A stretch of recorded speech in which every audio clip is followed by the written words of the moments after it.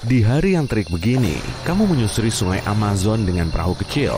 Matamu terus fokus menatap ke peta, dan perahumu mulai oleng. Di tengah arus air yang makin deras, kamu berusaha menstabilkan posisimu, tapi jalanmu terhalang oleh batu tajam dan dahan pohon. Akhirnya, perahumu menghantam batu besar, lalu terbalik. Tubuhmu basah kuyup oleh air keruh berwarna kehijauan. Saat kamu menepi, kapalmu malah sudah jauh terbawa arus. Di dalam air yang kamu renangi, terdapat ekosistem asing yang dipenuhi organisme unik dan berbahaya. Salah satunya, ikan kendiru. Tubuhnya mirip banget seperti ular, dan cuma bisa tumbuh sepanjang 40 cm. Sedangkan Arapaima jauh lebih bongsor. Tubuhnya bisa seberat pria dewasa dan malah tumbuh melebihi tinggi pemain basket rata-rata. Ikan air tawar terbesar di Amerika Selatan ini punya sistem insang hibrida. Karena sistem ini juga, ia perlu muncul ke permukaan air tiap 5-15 menit untuk mengambil nafas. Setelah menerjang arus deras, akhirnya kamu berhasil menepi. Tapi petamu jadi basah kuyup tuh. Duh, gimana dong? Tanpa petunjuk peta, bisa-bisa kamu malah nyasar. Ya udahlah, daripada buang-buang waktu, mending terusin perjalananmu aja menuju ke dalam hutan. Sambil berjalan, kamu harus menyingkirkan cabang pohon yang menghalangi. Tapi tiba-tiba, matamu menangkap sesuatu di atas pohon. Cakar tajam dan bulu lusuh menyembul di sela-sela ranting. Geraknya sangat pelan. Dengan mengulurkan kaki depannya ke cabang lain, ia mencoba manjat ke dahan yang lebih tinggi. Kungkang lebih banyak menghabiskan waktu siangnya untuk tidur dan cuma turun dari pohon seminggu sekali karena sangat jarang bergerak. Bulunya sampai kadang ditumbuhi lumut dan ganggang. Hutan hujan yang kamu susuri kian lebat, sampai-sampai cahaya matahari sulit menembus ke dalamnya. Jalan yang kamu lewati jadi makin gelap. Kamu bisa ngerasain ada bayangan yang mengikutimu, dan di antara gemeretak ranting di bawah kakimu terdengar sayup-sayup bunyi hewan melata. Karena panik, kamu segera mempercepat langkahmu, tapi suara itu juga ikut membuntutimu. Setelah berhasil keluar dari hutan lebat, kamu melewati jalan setapak menuju tebing. Di sini, kamu harus memperlambat jalanmu sambil berjalan menyamping untuk melewati bukit. Perlahan tapi pasti, kamu meniti jalur ekstrim yang letaknya 10 meter di atas sungai. Sejumlah batu mulai ambrol saat kamu menapakkan kaki kananmu. Nggak boleh berhenti. Pokoknya harus terus melangkah. Kali ini kamu hampir terperosok, tapi untungnya tanganmu langsung meraih cabang pohon besar. Sepasang katak beracun warna-warni bertengger di dekat tanganmu. Awas, jangan sampai menyentuhnya ya, karena efeknya bisa sangat fatal. Warna kulitnya memang sangat cantik, tapi katak jenis ini termasuk hewan paling beracun di seluruh dunia. Dan saat ini, kamu lagi kena apes, karena di dekatmu sudah ada katak beracun emas. Tanpa berpikir panjang, kamu melepas tanganmu dari cabang pohon itu dan menceburkan diri ke sungai. Tubuhmu terseret arus hingga ke bagian sungai yang berarus tenang, tapi di dalamnya ada sekawanan piranha dengan gigi tajamnya. Tubuhnya punya warna khas berwarna merah. Mengetahui ini, kamu langsung menjauh secepat kilat. Piranha akan memakan objek apapun yang ada di dekatnya, berapapun ukurannya. Setelah berpegangan pada sebatang kayu, kamu menepi sambil terengah-engah. Hati-hati, ada belut listrik di balik batu tuh. Meski bernama belut, ikan ini justru berkerabat dekat dengan lele. Dan pastinya, ia punya listrik 600 volt untuk mempertahankan diri dan menangkap mangsa. Yah, kamu nggak bisa kemana-mana dong, kecuali kalau kamu jago renang seperti kadal basilisik di atas air. Kadal unik ini punya selaput khusus di jari kakinya sehingga sangat lihai berlari di atas air. Kemudian, kamu melompat di atas batu dan mendarat di tepi sungai. Kamu melanjutkan petualanganmu menyusuri tepi sungai. Tapi kok itu batu kan? Kenapa bisa jalan sendiri? Sambil kucek-kucek mata, kamu mengamatinya bergerak lagi. Oh, bukan. Itu bukan batu, tapi kura-kura primitif yang mirip dengan buaya berbaju zirah. Mata-mata termasuk kura-kura air tawar yang lihai berkamuflase untuk menangkap mangsa. Kepalanya juga bisa menjulur hingga melebihi total panjang tubuhnya. Udahlah, tinggal pergi aja. Perjalananmu masih panjang.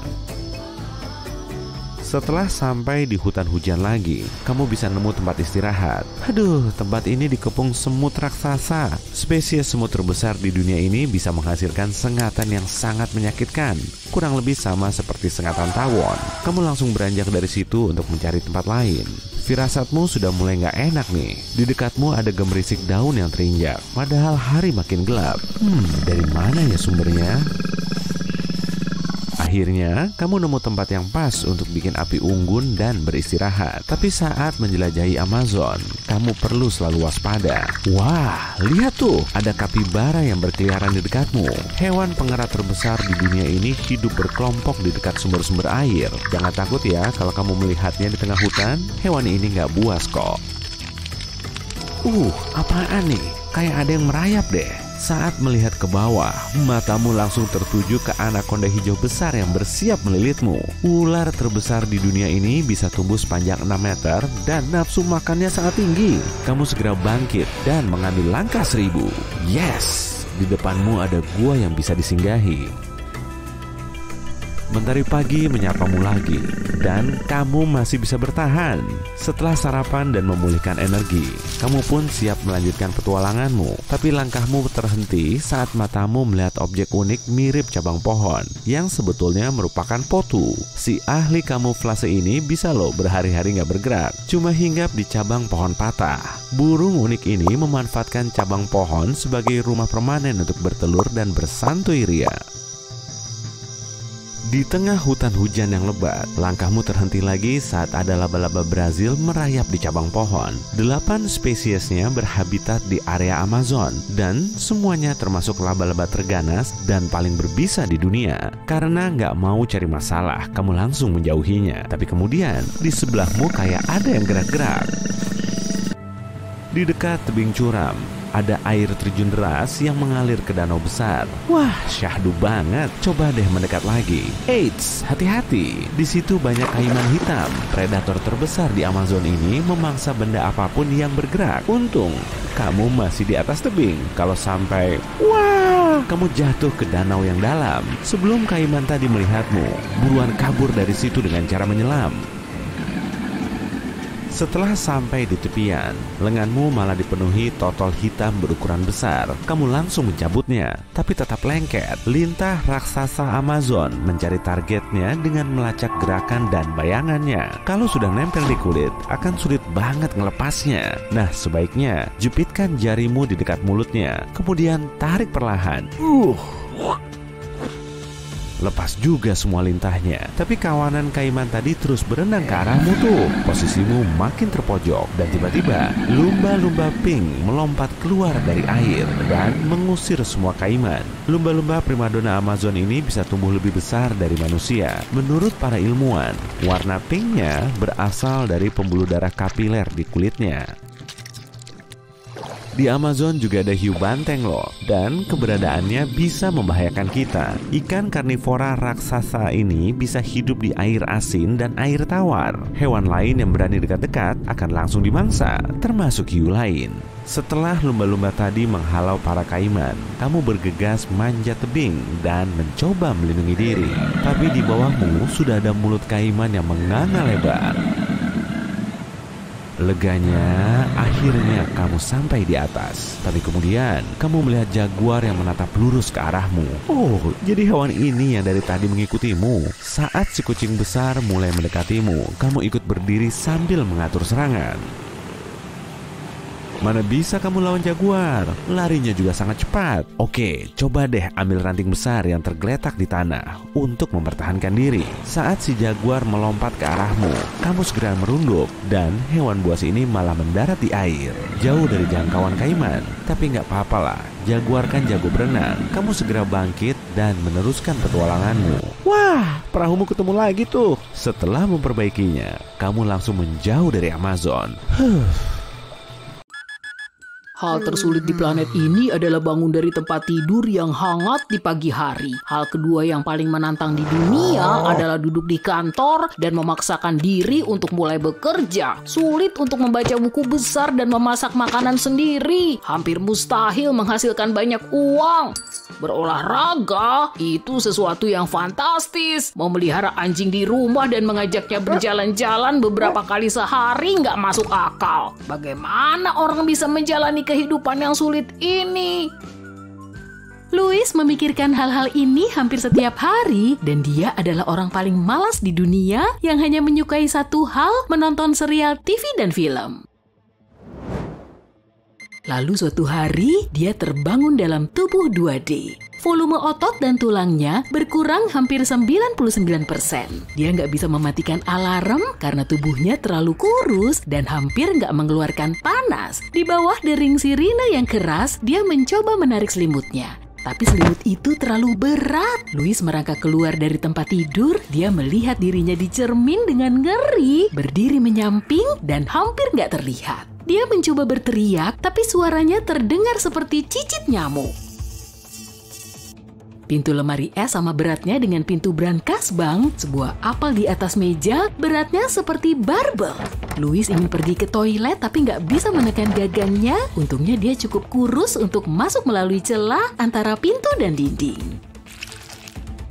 Dia harus pergi bekerja, tapi harus makan dulu. Dia melihat remah-remah roti yang belum dibersihkan dari makan malam semalam, mengambilnya dan menelan beberapa. Perutnya sangat kecil sekarang, jadi 2 remah-remah kecil itu terasa seberat 2 piring spaghetti. Sekarang dia perlu minum air, semua botol air minumnya tertutup dan dia nggak punya kekuatan untuk membuka tutupnya. Untungnya air menetes dari keran. Louis hanya meminum setetes air, tapi dia merasa seperti meminum 2 kaleng soda.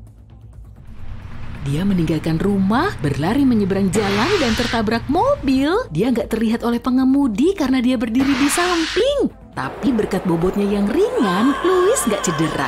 Dia terbang ke samping tapi nggak bisa mendarat lagi. Angin berhembus dan mengangkat Louis ke atas. Dia mencoba berpegangan pada tiang lampu dan lampu lalu lintas, tapi tangannya yang kurus terlalu lemah. Angin membawanya terbang semakin tinggi. Louis terbang melewati burung-burung dan lantai-lantai atas. Suhu udara menjadi terlalu dingin untuk tubuhnya. Dia membeku, tapi angin berubah arah dan membawanya turun. Seseorang melempar kulit pisang keluar jendela. Louis menangkapnya dan menggunakannya untuk turun dengan aman. Dia akhirnya sampai di jalan dan mengikatkan kulit pisang itu ke tali sepatunya. Dia berjalan perlahan karena sulit. Kulit pisang itu tampak seberat gerobak yang penuh batu bata. Dia menyeberang jalan dan terjatuh setiap kali ada orang yang mendorong bahunya. Louis berteriak pada mereka, tapi mereka nggak mendengarnya. Dengan kelelahan dia sampai di kantornya. Bosnya memarahi Louis karena terlambat. Telinga kecil Louis sekarang peka terhadap semua gelombang suara. Sehingga kata-kata bosnya terdengar sangat keras dan rendah, seolah-olah berasal dari pengeras suara yang besar. Si bos nggak peduli kalau Louis berbentuk 2D. Dia ingin semua pekerjaannya selesai. Louis mencoba mengambil setumpuk kertas tapi terlalu berat, jadi dia memindahkannya satu persatu ke mejanya. Setiap halaman beratnya seperti 10 papan luncur. Louis memindahkan 3 dokumen dan merasa seperti sedang berlari maraton. Kemudian dia duduk di depan komputer, tapi keyboardnya nggak berfungsi. Tuts-tutsnya nggak dapat cukup beban. Louis harus berusaha keras untuk mencetak sesuatu. Hari sudah sore dan Louis baru menyelesaikan 1% dari semua pekerjaannya. Dia datang ke dapur kantor dan melihat roti lapis yang lezat, tapi dia nggak bisa menggigitnya. Dia memotong salad dan roti itu kecil-kecil, itu membuatnya kenyang. Dia menyadari rambutnya tertutup embun beku, sebuah es tumbuh di ujung hidungnya. Mengapa zaman es dimulai di kantor? Oh, itu karena suhu AC turun 1 derajat. Tapi pahlawan kita peka terhadap fluktuasi sekecil apapun di udara. Dengan kelelahan, dia meninggalkan kantor dan memasuki lift. Kerumunan orang menekannya dari semua sisi. Setetes keringat dari leher seseorang jatuh tepat di atas Louis. Seperti selembar kertas, dia menyerap hampir seluruh tetesan itu. Pintu lift terbuka dan Louis keluar dengan cepat. Dia berlari ke jalan, angin bertiup cukup kencang, tapi kulit pisang membuatnya tetap berada di tanah. Hujan mulai turun, hanya beberapa tetes yang jatuh ke tanah, tapi Louis basah kuyup. Beberapa detik kemudian, Louis merasa seperti berdiri di bawah air terjun. Sulit untuk berjalan. Dia melepaskan kulit pisang dan jatuh kelelahan ke tanah, lalu terbangun beberapa jam kemudian. Matahari bersinar menembus awan, Louis benar-benar kering. Dia merasa seperti berada di tengah-tengah padang pasir. Dia mencoba mengangkat tangannya, tapi kulitnya sangat kering dan terasa sakit. Dan pada saat itu, seekor anjing jalanan mendekatinya. Anjing itu menjilati Louis dari ujung rambut sampai ujung kaki. Dia berdiri dan membelai anjing itu, lalu pulang. Hewan itu mengikutinya. Dia masuk ke apartemen melalui bawah pintu dan jatuh tertidur. Keesokan paginya, jam waker berbunyi sangat keras. Louis mencoba mematikannya dan merasakan sakit yang luar biasa di sekujur tubuhnya. Otot-ototnya menerima beban yang sangat berat kemarin. Louis ingin berteriak, tapi nggak bisa.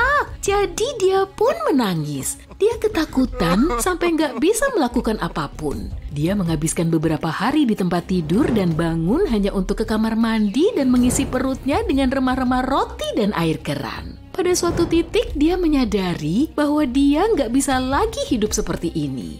Dia merindukan makanan biasa, minuman yang lezat, serta gaya hidup yang normal.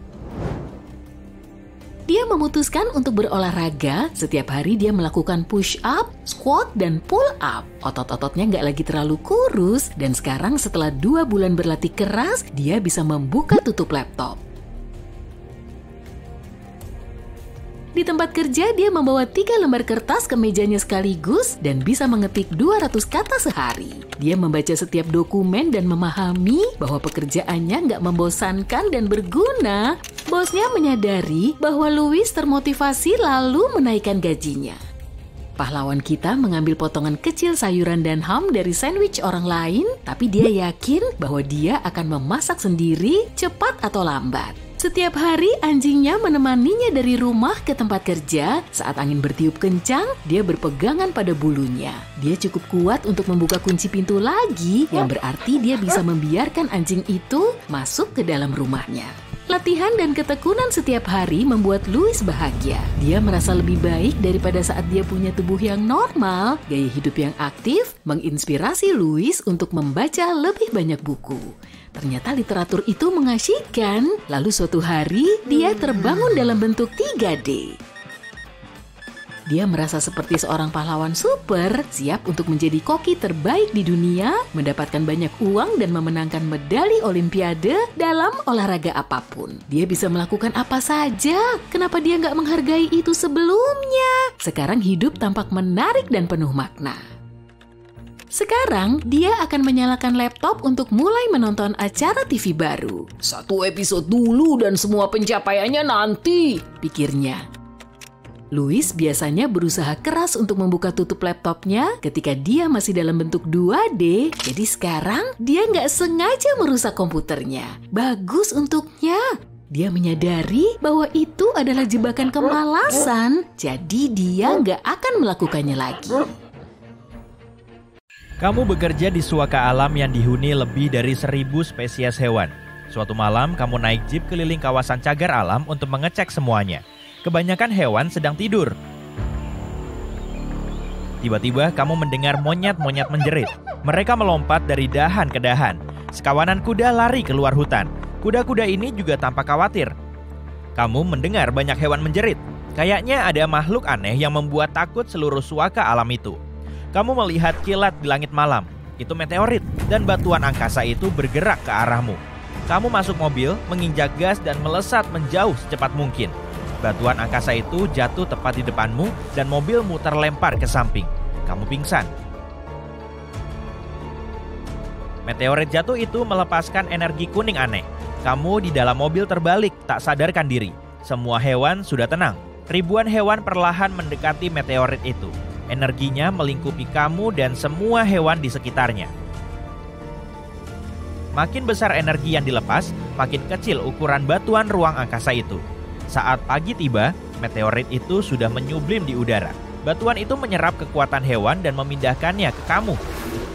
Kamu terbangun di rerumputan di dekat mobil, dikelilingi beberapa orang. Mereka karyawan Suaka Alam dan beberapa lelaki dengan setelan hitam. Mereka meneliti kawah di lokasi itu dan bertanya apa yang terjadi. Kamu bercerita tentang meteorit itu, dan mereka menyuruhmu ikut. Salah satu dari mereka memegang kuat bahumu. Kamu gak suka dan ingin melepaskan diri. 2 orang bersetelan hitam memegangimu. Kamu marah dan merasa otot-ototmu membesar dan kulitmu tertutup bulu. Dengan cepat, kamu mendorong kedua lelaki itu dan menggeram. Kukumu berubah menjadi cakar. Kamu menerima kekuatan beruang. Sekarang, kamu sekuat dan seganas beruang.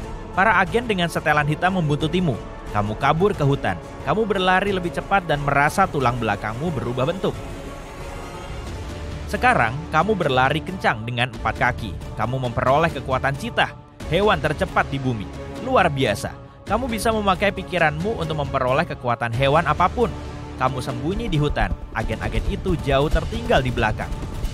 Kamu mendengar helikopter di atas. Helikopter mengarahkan lampu sorot terang. Oh tidak, mereka melihatmu. Dengan megafon, agen-agen itu menyuruhmu berhenti. Tapi kamu tahu yang menunggumu. Lab eksperimen kehidupan dalam kurungan. Kamu banyak nonton film tentang itu. Jadi nggak akan menyerah begitu saja. Kamu lari keluar hutan. Mereka melepas anak panah ke arahmu. Dengan cepat, kamu lari ke danau besar dan menyelam. Insang terbentuk di lehermu. Terasa nyaman saat air melaluinya. Selaput tumbuh di tangan dan kakimu. Telapak kakimu kayak sepatu katak. Kedua kakimu menyatu menjadi ekor besar. Dan kamu jadi anjing laut. Kamu berenang dan mendarat di seberang.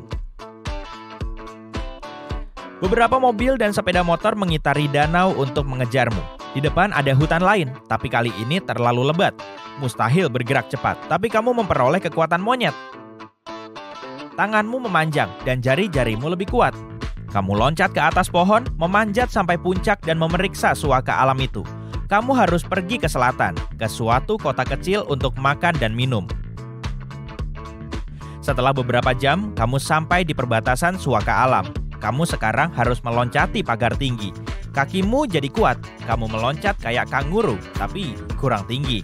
Kamu jatuh ke tanah. Helikopter itu mengejarmu. Kamu memperoleh kekuatan biawak. Di telapak tanganmu tumbuh sisik-sisik lengket. Kamu cepat-cepat memanjang dinding beton dan meloncat ke seberang. Kamu tiba di rerumputan tinggi. Para agen mendatangimu dari segala arah. Kamu membayangkan ular. Lengan dan kakimu menyatu dengan tubuhmu. Sekarang kamu bisa merayap. Kamu melewati semua orang itu dan sampai di jalan. Kamu melihat mobil di kejauhan dan mengangkat tangan untuk menyetopnya. Oh tidak, itu mobil para agen. Mereka mengepungmu. Lampu pencari helikopter menyorotimu. Tak ada lagi tempat lari. Tapi masih ada cara lain. Bajumu robek di bagian punggung. Sayap-sayap lebar tumbuh dari tulang belikatmu. Kamu membumbung ke udara. Di sini dingin banget, tapi bulu-bulu di tubuhmu melindungimu dari angin. Keren, kamu bisa terbang, luar biasa.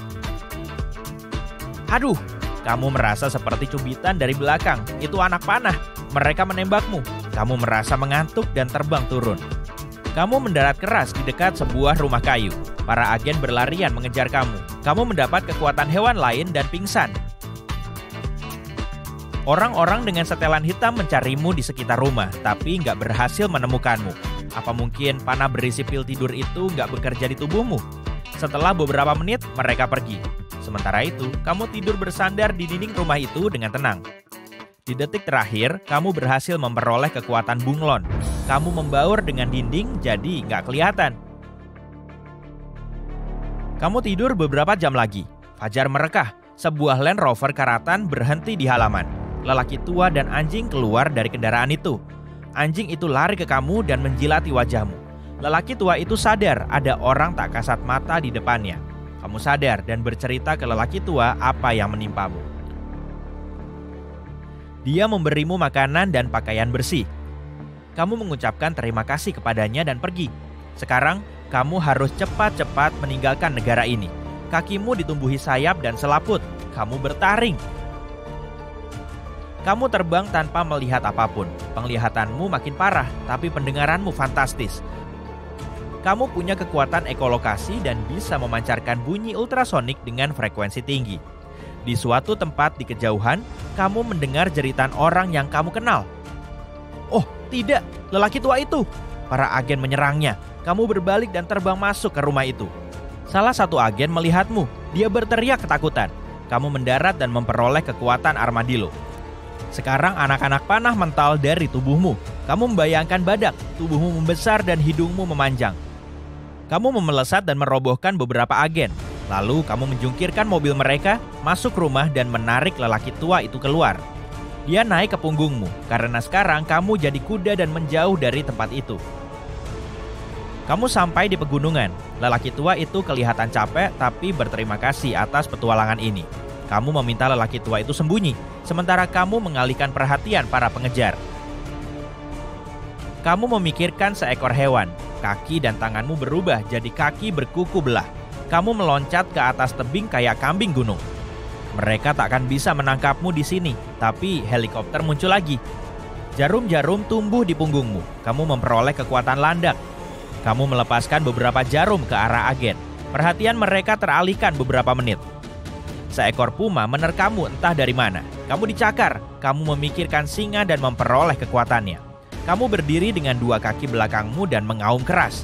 Puma itu ketakutan dan kabur. Helikopter itu terbang naik. Kamu berlari, meloncat dari tebing dan memperoleh kekuatan burung tercepat di dunia. Alap-alap kawah. Kamu menukik cepat dan mendarat di hutan. Kamu harus mencari lelaki tua itu. Hidungmu setajam anjing. Sekarang kamu bisa mencium bau temanmu dan berjalan ke arahnya. Saat ini, terpikir olehmu rencana luar biasa untuk menghentikan para agen bersetelan hitam itu. Wow, ada apa ini? Di sini gelap dan bau. Cuma ada selai kaos dan celana panjang di tubuhmu. Kamu terbaring di lantai yang dingin. Bagaimana kamu bisa ada di sini? Tiba-tiba, lampu menyala. Lantas kamu melihat pintu baja dan layar di depanmu. Layar itu menyala. Ada seorang lelaki bertopeng bilang kalau kamu punya waktu 1 jam untuk lolos dari 6 ruangan dan memenangkan hadiah uang tunai. Kamu bangkit dan berjalan ke pintu untuk membukanya. Tapi pintu itu terkunci. Tiba-tiba, banyak paku muncul di dinding dan mulai bergerak mendekat ke arahmu. Waktumu cuma 1 menit untuk kabur sebelum paku-paku itu menghancurkanmu. Kamu melihat sekeliling ruangan mencoba mencari kunci. Orang bertopeng memberimu petunjuk. Kuncinya ada di dalam dirimu.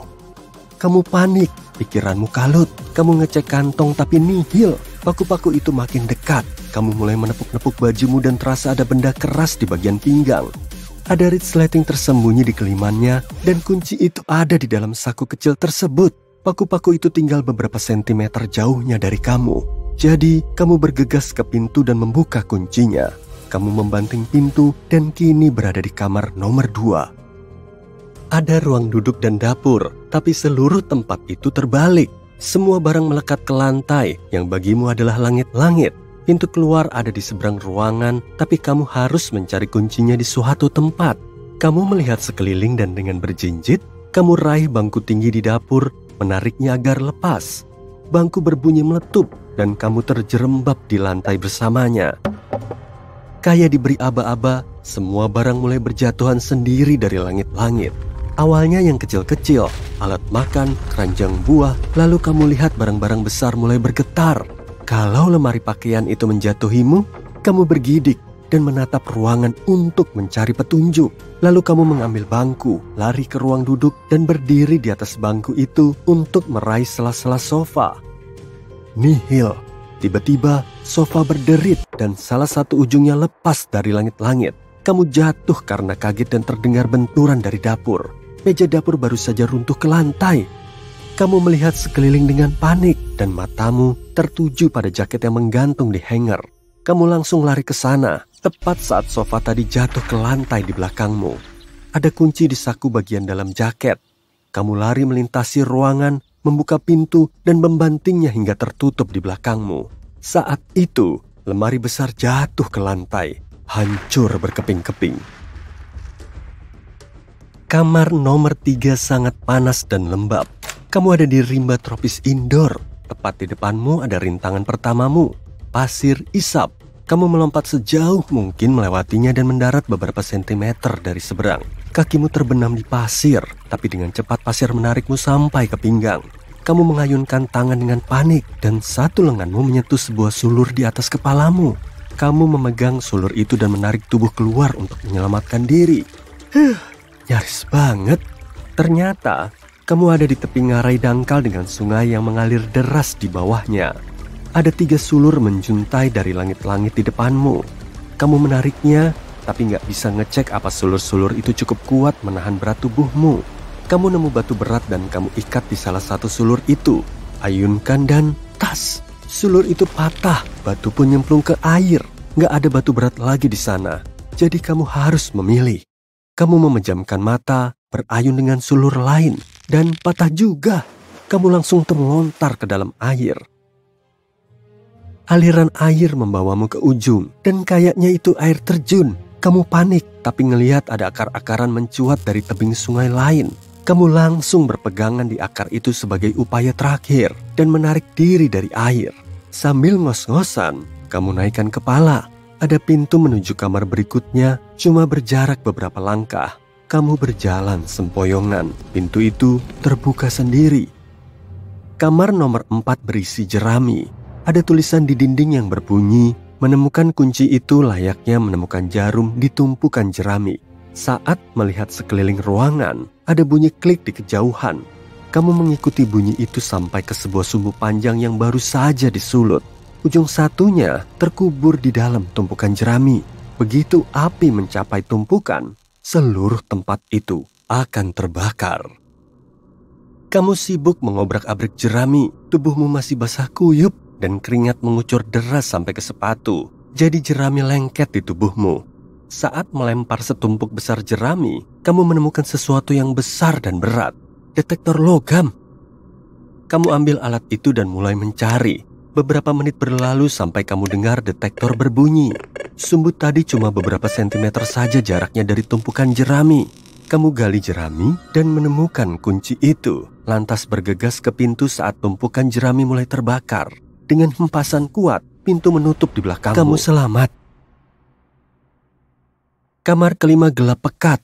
Kamu mulai berjalan sambil menjulurkan tangan di depanmu. Setelah selusin langkah, sebuah lampu sorot terang menyala. Kamu memejamkan mata rapat-rapat. Kamu berdiri di platform yang terdiri dari 9 panel segi 4 dan ada ring basket di dekat sana. Kamu nggak bisa mendekat. Ada jarak antara kamu dengan ring. Di dekat kakimu ada 5 bola basket. Sebuah layar menyala di atas ring, bertuliskan 03. Jadi kamu harus memasukkan 3 bola ke dalam ring untuk bisa lanjut. Kamu ambil 1 bola dan melemparnya. Bola membentur ring dan memantul ke celah, lenyap dalam kegelapan. Lalu deru logam terdengar dari belakangmu dan saat kamu lihat sekeliling, ada 3 panel di ujung jatuh ke dalam jurang. Kamu menelan ludah dan mengambil peluang kedua.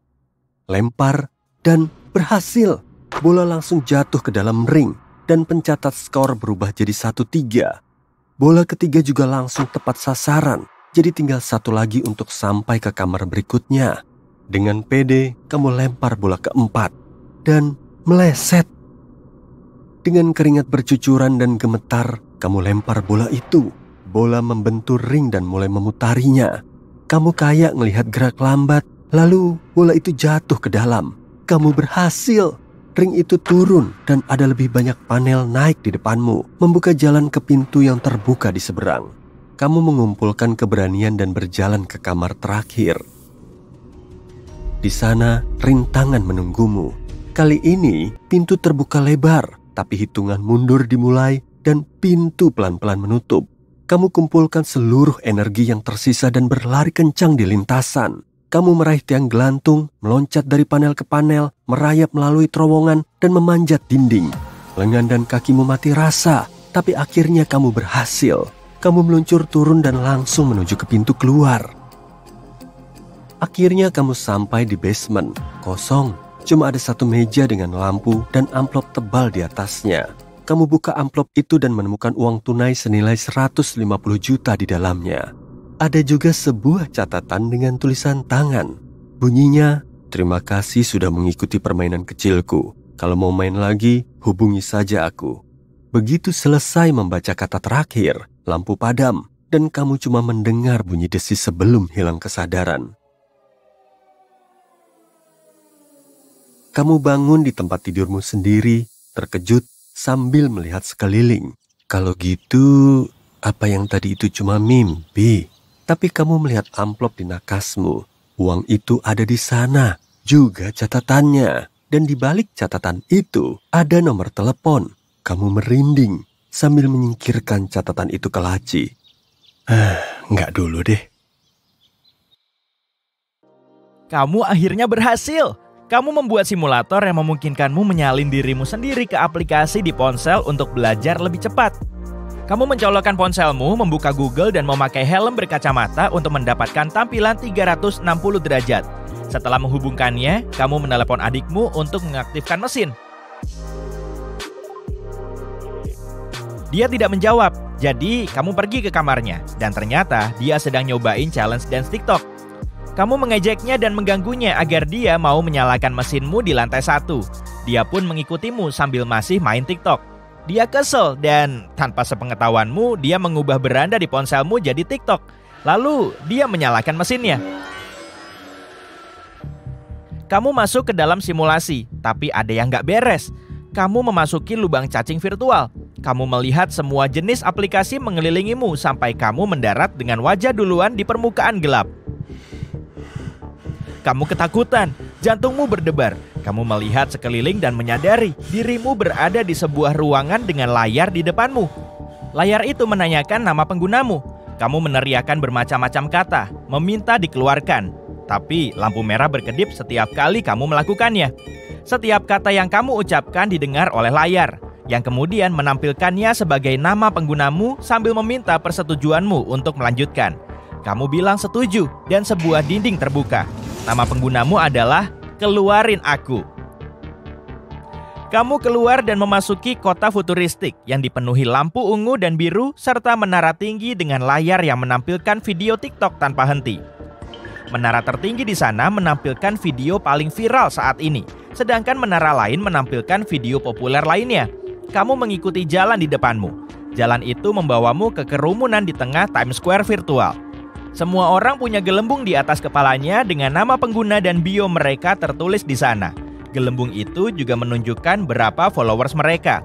Sebagian besar dari mereka cuma punya beberapa followers. Mereka terlihat mirip foto profil mereka. Semua orang menatapmu karena cuma kamu yang tidak terlihat seperti avatar, melainkan manusia asli. Kamu melihat dua orang berdiri berhadapan tanpa bergerak, dan gelembung di atas mereka berubah.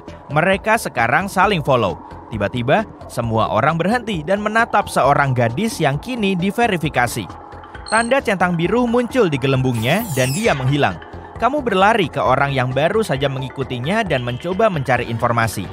Cuma kamu yang bicara dengan lantang, sementara yang lain berkomunikasi lewat DM. Kamu menyadari bahwa kamu harus berdiri diam dan menunggu seseorang menerima DM-mu. Orang yang kamu ajak bicara menerima pesanmu dan memblokirnya. Kamu mencoba memulai dialog lain, tapi orang itu cuma diam, lalu pergi. Kamu menyadari beberapa orang melihatmu dengan tatapan aneh. Mereka mengikutimu. Mereka ada di mana-mana. Kamu mulai berjalan cepat dan menghilang ke lautan orang sehingga tidak bisa ditemukan. Selang beberapa saat, kamu masuk ke gang dan menemukan kafe bawah tanah. Kamu masuk dan melihat sekelompok orang sedang duduk diam. Kamu mencoba bicara dengan beberapa dari mereka, tapi tak ada jawaban. Lebih anehnya lagi, mereka tidak punya wajah. Tak satu pun dari mereka punya follower. Mereka tidak menanggapi apapun. Dan jika kamu mencoba berkomunikasi dengan mereka, mereka cuma mengeluarkan iklan. Kamu melihat layar di dalam ruangan itu yang menunjukkan wajahmu. TikTok memburumu. Kamu mendengar ketukan pintu dan lusinan orang bergegas masuk. Mereka adalah keamanan internal TikTok dan mereka mengejarmu. Kamu pun keluar lewat ruangan lain. Sekarang, kamu berada di dalam gedung tempat banyak bot ini tinggal. Mereka ada di belakangmu dan semakin dekat. Kamu bertemu jalan buntu dengan jendela kaca di depanmu. Kamu berbalik dan melihat bot keamanan berjalan ke arahmu. Kamu nggak punya pilihan lagi selain melompat keluar jendela. Kamu berlari dan menabrak kaca. Kamu mendarat di atap gedung sebelah. Setiap menara sekarang menampilkan nama pengguna dan foto profilmu sebagai buronan. Kamu nggak tahu kenapa mereka mencarimu. Kamu berjalan ke gang lain dan bersembunyi di sudut gelap. Sepertinya mereka kehilangan jejakmu. Kamu memeriksa pengaturanmu untuk melihat kenapa kamu adalah orang yang paling dicari di TikTok. Ternyata, kamu adalah pengguna yang tidak valid. Aplikasi menganggapmu sebagai glitch yang akan menghancurkan struktur TikTok. Kamu tahu, hanya keamanan siber TikTok yang bekerja menangkap bug atau serangan apapun. Kamu membuka pengaturanmu, tapi tidak bisa melakukan apapun karena mereka memblokirmu. Kamu pun mencoba mencari nama adikmu.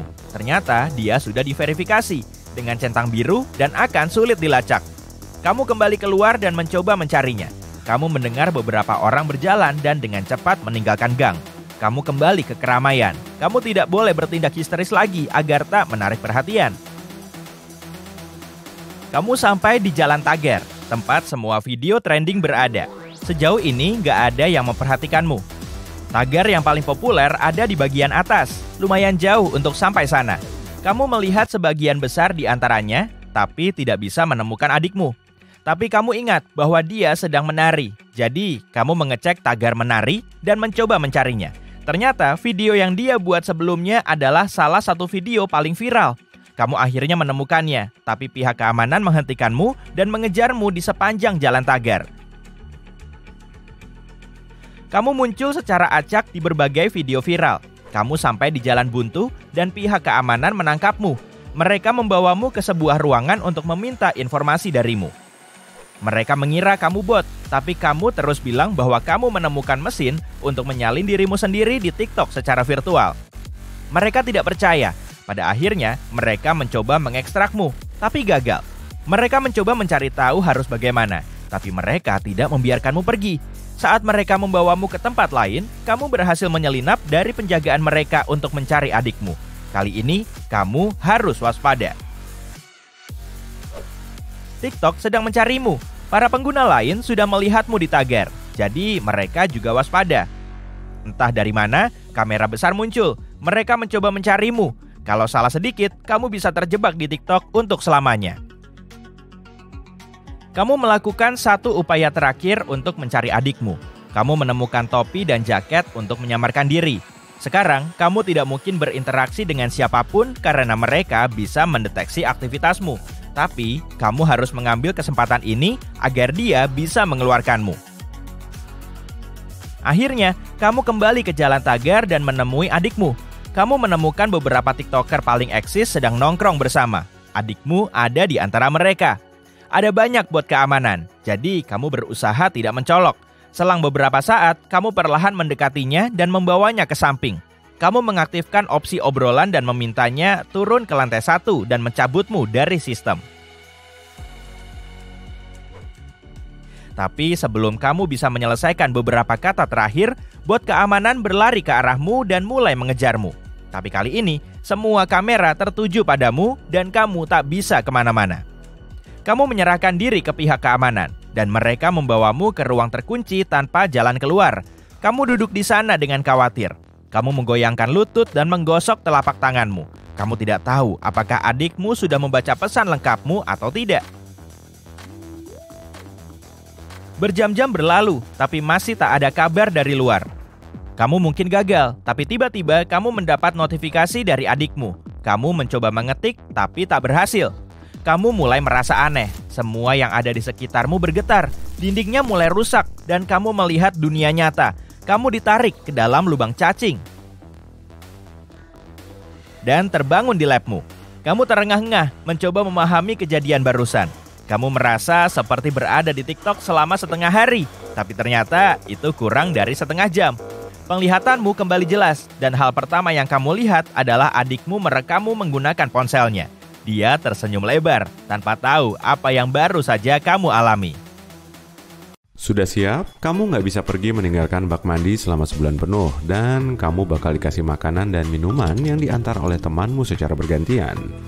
Kamu bisa menyesuaikan suhu air kapanpun kamu mau, sehingga airnya nggak terlalu dingin. Kamu pun makin bersemangat dan yakin bakal dapat banyak uang, kira-kira beberapa juta rupiah, kalau kamu bisa bertahan sebulan penuh.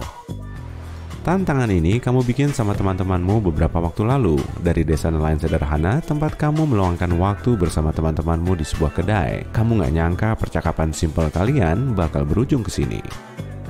Awalnya, kalian membahas evolusi manusia dan obrolan tadi fokus pada kemungkinan manusia bisa berevolusi menjadi mamalia air alias menjadi manusia duyung. Semua faktanya ada dalam evolusi, ucapmu pada teman-temanmu. Mereka kurang yakin meski kamu udah ngasih contoh kayak jari-jari kita yang mengkerut pas terlalu lama di dalam air. Itu adalah sifat evolusi yang manusia dapatkan untuk memastikan genggaman kita cukup kuat saat menangkap ikan menggunakan tangan di dalam air. Tentu saja teman-temanmu nggak paham kalau ini ada hubungannya dengan kemungkinan evolusi menjadi manusia duyung. Kamu ngerasa wajib ngebuktiin kalau mereka semua salah. Sementara teman-temanmu melanjutkan obrolan dan berpaling dari evolusi akuatik, kamu berpikir keras, gimana caranya ngebuktiin kalau mereka salah? Lalu ide ini datang. Kamu berdiri dengan jari menunjuk ke atas dan bilang, aku yakin bisa tinggal di bak mandi selama sebulan penuh. Dan disinilah kamu sekarang, mengikuti tantangan yang awalnya kamu ragukan. Tahu tentang evolusi manusia tertentu menghidupkan kembali kepercayaan dan pemahaman dalam dirimu bahwa ada sejumlah contoh dalam sejarah manusia yang menunjukkan bahwa manusia telah beradaptasi secara alami untuk hidup dengan kehidupan berbasis laut. Jadi, kamu yakin akan memenangkan tantangan ini? Misalnya, orang laut di Asia Tenggara sudah menangkap ikan selama 1000 tahun dengan cara unik mereka sendiri. Menyelam jauh ke dalam air untuk menangkap ikan hanya dengan bersenjatai tombak. Tubuh pengembara laut ini telah beradaptasi tumbuh lebih besar selama berabad-abad. Ini memungkinkan lebih banyak sel oksigen dipompa lewat organ vital dan lebih banyak oksigen disimpan untuk penyelaman di laut dalam. Pemahaman ini membuatmu yakin di hari pertama tantangan. Selama beberapa jam pertama, kamu tampak baik-baik saja. Bahkan, kamu merasa tantangan ini mudah dan sempat bercanda sepanjang hari. Menyombong diri dengan bilang ini adalah tantangan termudah yang pasti kamu menangkan.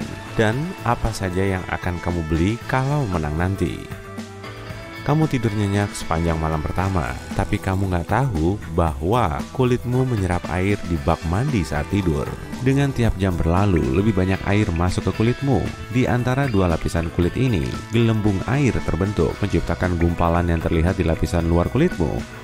Saat bangun keesokan harinya, kamu terkejut saat melihat perubahan kulitmu. Kamu melihat tanganmu. Semuanya putih, dengan kulit yang mengelupas. Dan lenganmu tertutup gumpalan cairan. Kamu pun terkejut. Kamu mendengar seseorang masuk ke kamar mandi dan kamu mencoba menenangkan diri. Kan ini baru hari pertama. Kamu cuma perlu menguatkan diri. Kamu harus menang tantangan ini. Bukan cuma demi uang, tapi juga demi memenangkan argumenmu. Temanmu memasuki kamar mandi dengan nampan makanan. Ekspresi wajah temanmu jadi pucat saat melihat benjolan di lenganmu. Karena khawatir, dia bertanya apa kamu baik-baik saja dan anehnya, kamu merasa baik-baik saja. Dan menjawab kamu cuma sedikit gatal. Kamu pun penasaran kenapa tidak sakit sama sekali. Padahal bentuk lenganmu begini. Tanpa berpikir, kamu mulai menggaruk gelembung besar di lenganmu. Kamu terus menggosok lenganmu untuk melihat reaksi kulitmu. Kini, kamu merasa bebas saat lenganmu terbuka, seolah kamu baru melepas beban yang gak perlu. Kamu ternyata punya lapisan sisik baru sebagai pengganti kulitmu. Temanmu bilang, tantangan ini harus disudahi karena perubahan mendadak pada penampilanmu. Sementara itu, kamu yakin dirimu baik-baik saja dan ingin terus lanjut. Kamu gak mau berhenti dan ingin sekali memenangkan tantangan ini. Saat temanmu setuju dan pergi, kamu meminta bak mandinya diganti jacuzzi. Setelah dapat jacuzzi, bukan cuma teman-temanmu yang berkunjung, tapi juga warga desa karena penasaran. Sulit untuk menjaga rahasia di desa kecil dan sederhana seperti ini. Seiring berjalannya waktu, lebih banyak sisik muncul menggantikan kulitmu, menutupi kaki, lengan, dan punggung bawahmu. Kulitmu masih terlihat di sebagian besar tubuhmu, tapi sisik ini menyebar dengan cepat, seperti ruam. Tak sampai lama, kamu bosan dengan jacuzzi dan teman-temanmu dengan senang hati memindahkanmu ke kolam renang desa di tepi laut. Kini, kamu ada di minggu terakhir tantangan dan sekarang seluruh desa tahu tentangmu, si Putra Duyung. Kamu takjub saat melihat orang-orang mengunjungimu di kolam tanpa ada rasa takut atau penghakiman sama sekali. Mereka sangat gembira dan tertarik pada apa yang ada di depan mereka. Kolam renang ini besar tapi tidak memiliki pemanas. Seorang remaja bertanya, "Apa kamu cukup hangat?" Tapi kamu tidak merasakan dingin sama sekali dan merasa cukup nyaman. Menu makanmu kini berubah drastis. Kamu lebih suka ikan-ikanan. Selaput mulai tumbuh di antara jari tangan dan kakimu, dan celah kecil di kedua sisi tulang rusukmu terbuka, membentuk insang yang memungkinkanmu bernapas di bawah air. Sambil terus berevolusi, kamu terus berusaha meyakinkan diri bahwa ini cuma sementara dan yang paling penting adalah memenangkan tantangan ini. Kamu teringat hampir sebulan lalu saat kamu dan teman-temanmu memulai tantangan ini. Kamu juga teringat uang yang bakal kamu dapat. Semuanya pasti sepadan. Selain itu, kamu selalu bisa berevolusi ulang menjadi normal kembali. Semua ini kan cuma sementara. Hari terakhir tantangan akhirnya tiba. Pesta besar digelar untuk merayakan kemenanganmu. Seluruh desa hadir di perayaan itu. Ada band dan jamuan besar untuk semua orang. Kamu menikmati waktu bersama warga desa, tentu sambil tetap berada di dalam kolam. Para remaja melemparkan ikan kepadamu dan kamu menangkapnya menggunakan mulut sambil diselingi tawa. Kamu melompat ke udara, menampilkan trik warga desa yang selalu bertepuk tangan melihat trik darimu. Saat pesta berlanjut, kamu perlahan memisahkan diri dari perayaan, melihat dari dalam kolam sendirian. Kamu merasa lelah akan perayaan dan perhatian ini. Kamu melihat warga desa tertawa dan berpesta. Kamu merasa berbeda dari yang lain karena berenang sendirian di desa yang sederhana ini. Kamu tiba-tiba merasakan dorongan untuk pergi dan tidak lagi memedulikan perayaan tadi. Kamu tidak tertarik pada hadiah dari tantangan ini. Kamu pun tidak peduli meski sudah membuktikan semua orang salah. Kamu cuma ingin bebas. Kamu berenang ke tepi kolam. Di sana gelap, jadi tidak ada yang bisa melihat upayamu melarikan diri. Saat kamu menarik diri keluar, beban tubuhmu di luar air sangat berat, sementara kaki dan tanganmu sangat lemah, sehingga kamu ambruk dan harus merangkak sangat lambat ke pantai. Akhirnya, kamu berhasil mencapai tepi air yang dangkal dan pingsan saat sampai di air karena kehabisan napas. Gelombang kecil air asin yang kamu rasakan memercik di wajah, menyegarkanmu setelah perjalanan yang melelahkan. Setelah mengumpulkan cukup energi, kamu mulai berenang ke air yang lebih dalam. Dan seperti ikan di air, kamu berenang dengan mudah. Perasaan yang kamu miliki sekarang saat berenang di laut seperti kamu sudah dikurung sepanjang hidupmu. Kini, kamu akhirnya bebas. Perasaan gembira karena air dengan ruang tak terbatas tampak seperti surga bagimu. Saat kamu berenang lebih jauh ke laut, kamu tiba-tiba berhenti untuk melihat kembali ke desa sejenak. Kamu berhenti dan menatap kota yang dulunya hanya itu yang kamu tahu. Kamu mendengar sayup-sayup suara dari kejauhan, merenungkan kehidupan yang kamu punya di desa itu. Kamu tidak merasakan emosi apapun saat melihat ke belakang, tanpa penyesalan sama sekali. Kemudian, kamu menyelam ke dalam air, siap memulai hidup barumu di bawah laut. Detektif Barkley melihat semua berkas di depannya dan mengerutkan kening. Dia sedang menyelidiki serangkaian perampokan bank di kotanya. Dia tak pernah melihat tindak kriminal yang begitu brutal, namun dilakukan sebegitu bersih. Pintu lemari besinya dilepas begitu saja. Dan satu-satunya petunjuk yang dia punya adalah tepi pintu lemari yang meleleh. Seolah pelakunya menggunakan blowtorch atau obor las, tapi panasnya setara matahari. Saat sang detektif menguap dan bangun dari kursi, teleponnya berdering. "Detektif, ada perampokan lain di pusat kota. Kali ini bank sentral. Cepatlah ke sini." Barkley menghela napas dan mengenakan mantelnya. Ini akan menjadi malam yang panjang. Setibanya di sana, satu skuad polisi sudah tiba, tapi ada satu hal yang menarik perhatiannya. Kali ini ada saksi, tidak seperti kasus-kasus sebelumnya. Dua orang tengah duduk di belakang ambulans, meringkuk di bawah selimut. Barkley meminta polisi untuk menjaga mereka di sana sampai dia kembali setelah memeriksa ke dalam.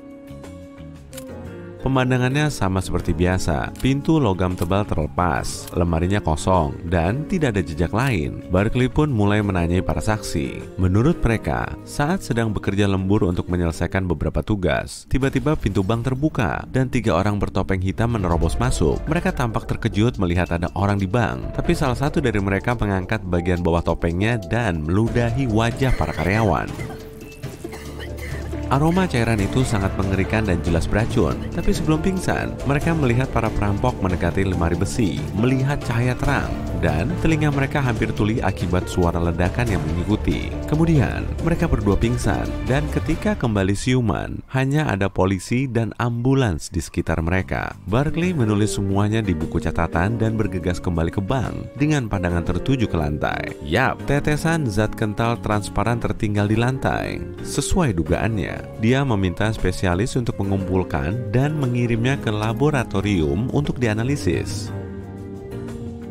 Sejauh ini, ada 3 perampok dan salah satu dari mereka punya kekuatan serangga. Mutasi ini muncul di seluruh dunia lebih dari 100 tahun lalu. Sebagai akibat dari bencana alam, jutaan ton racun tersebar di udara dan air. Tapi tak ada yang merasakan dampaknya sampai generasi baru lahir. Hampir 70% bayi memiliki gen serangga dan memperoleh kemampuan manusia super. Dan tentunya, beberapa di antaranya menyalahgunakan kemampuan ini.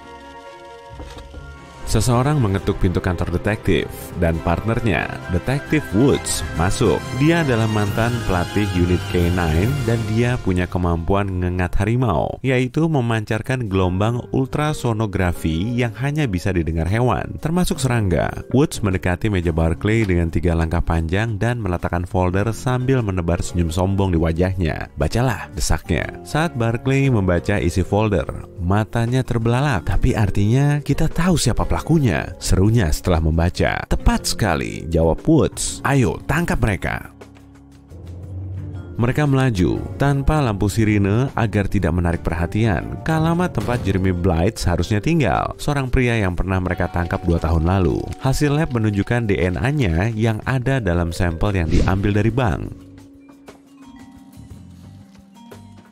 Mereka keluar dari mobil tanpa suara dan masuk ke gedung berlantai 5 yang kumuh. Keduanya berjinjit memasuki apartemen demi menghindari lantai papan yang menderit, berhenti di depan pintu, dan saling menatap.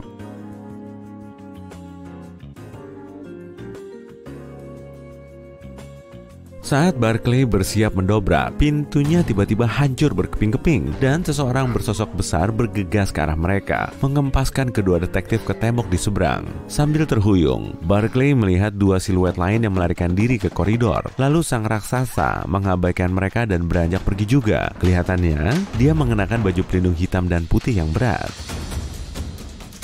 Barclay meminta bala bantuan, tapi saat timnya tiba, semuanya sudah terlambat. Para tersangka sudah pergi. Di apartemen, mereka menemukan lebih banyak cairan kental dan sebuah cangkang karapas hitam putih kosong. Tampak seolah pas untuk manusia. Dia berganti kulit, ucap Woods. Yap, jawab Barclay. Dan ini memberi kita petunjuk lain. Uji lab menunjukkan karapas ini milik teman lama kepolisian lain, Anthony Steele. Dia memiliki baju pelindung kumbang besi, bahan terkeras di dunia. Hanya gergaji besi bermata berlian yang mampu menembusnya. Barclay mengirim seorang perwira dengan sayap dan penglihatan capung untuk mencari Steele di sekitar kota dan mengajak Woods ke kantornya. Dengar, aku sudah menggambar peta kegiatan mereka. Lihat polanya? Tidak. Bagaimana kalau aku mendekorasinya seperti ini?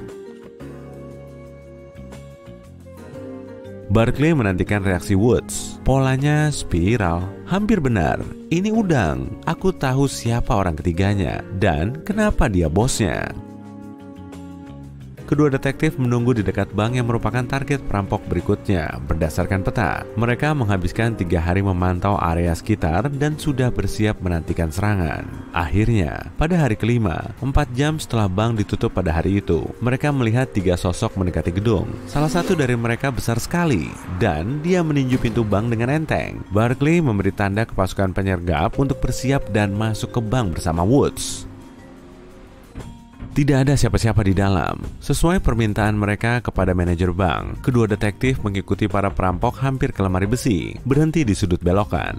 Woods mengeluarkan cermin sakunya agar mereka bisa melihat apa yang sedang terjadi. Pria besar itu dan yang satunya lagi melangkah mundur, sementara perampok ketiga mendekati pintu lemari besi dan melepas salah satu sarung tangannya.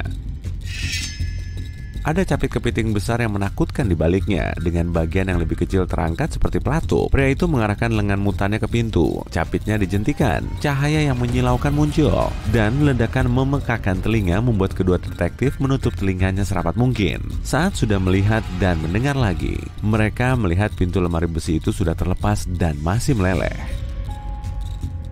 Para perampok masuk dan teriak lantang terdengar dari dalam. Jangan bergerak, grup spesial disiagakan di dalam lemari besi setiap malam. Mereka semua memiliki kekuatan kumbang pengebom. Saat para penjahat berbalik untuk melarikan diri, 4 aliran cairan kemerahan terbang ke punggung mereka. Sang pria besar, Steele, yang berlari paling belakang, terkena semua tembakannya. Dia jatuh terjerembab ke lantai. Rekan-rekannya berlari ke sudut, langsung ke arah kedua detektif.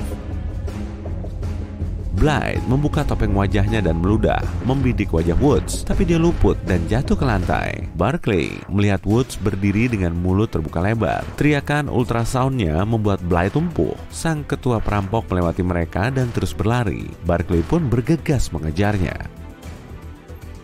Saat keluar dari pintu, sang kriminal telah dikelilingi petugas bersenjata yang menuntutnya mengangkat tangan. Barclay melihatnya berhenti dan menuruti perintah polisi. Tapi saat Barclay tersadar apa yang akan dilakukan penjahat itu, semuanya terlambat. Barclay melompat ke belakang meja dan menutupi telinganya. Capit sang kriminal menyentak lagi, mengirim gelombang cahaya yang menghancurkan area di sekitarnya. Para petugas menjerit dan jatuh ke tanah. Sang pemimpin penjahat membuat celah di antara barisan polisi. Capitnya perlahan berubah ke posisi menyerang selagi berjalan. Barclay mengejarnya dan meminta bantuan dari markas besar. Mereka berlari hampir 1 kilometer, meliuk-liuk menembus perumahan dan memanjat segala rintangan. Sang penjahat itu ternyata cukup lincah. Meski punya capit yang begitu besar, tapi di suatu belokan, dia tiba-tiba berhenti dan terjatuh ke tanah dengan posisi wajah di bawah. Petugas capung yang Barclay utus sebelumnya berhasil mengejar. Dia menangkap si perampok dari atas dan menghentikan pelariannya. Barclay hanya mampu berteriak, "Berlindung!" saat dia melihat seolah dalam gerakan lambat, capit jahanam itu terangkat sekali lagi dan menutup untuk menjentik. Ledakannya membutakan dan menulikan mereka sejenak. Barclay pun merunduk, tapi dia kembali berdiri tegap dan menyeruduk si penjahat yang kembali bersiap kabur. Sang petugas capung tergeletak di dekat sana, linglung tapi aman. Barclay menangkap si penjahat dari belakang, memborgol pergelangan tangannya, dan melonggarkan cengkeramannya tak lama kemudian. Si perampok masih mencoba kabur, tapi malah tersungkur. Tidak mampu melepaskan kedua tangannya yang diselubungi kawat tebal berwarna perak. "Udang pistol ya?" tanya Barclay, terengah-engah, namun tersenyum tipis. "Sayangnya, aku laba-laba bark spider, dan kau sebaiknya jangan macam-macam dengan orang sepertiku. Ayo, aku akan membawamu ke markas."